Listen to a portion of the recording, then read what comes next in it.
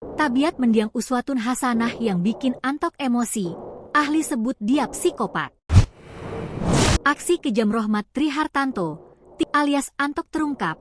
Dia emosi karena diejek dan dihina korban uswatun hasanah.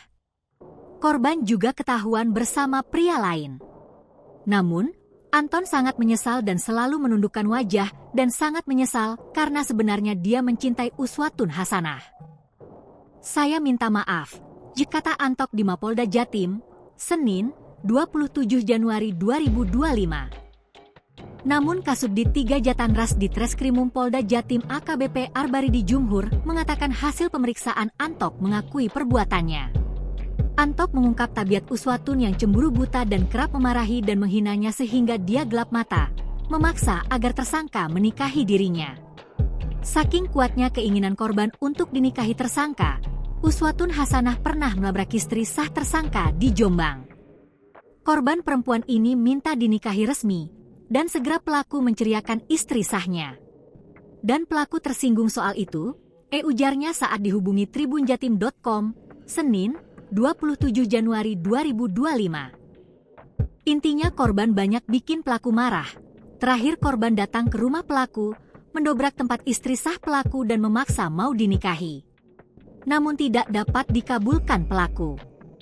Korban itu kecewa dengan pelaku karena istri sahnya punya anak lagi. Dan disumpah serapah kalau lahir didoain jadi ini dan itu. Doa buruk, pungkasnya.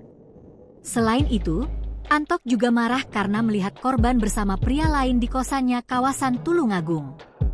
Padahal, mereka pacaran sejak 3 tahun.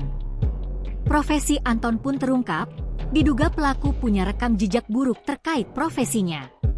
Sebagai tukang jual beli mobil bodong, kredit, dan gadai mobil. Bahkan mobil milik uswatun juga akan dijual.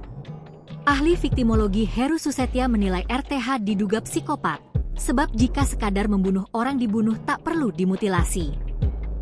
Tetapi dia merencanakannya tentunya ada kehendak yang lain dan termasuk berdarah dingin. Imbu Heru. Download Tribun X sekarang. Menghadirkan lokal menjadi Indonesia.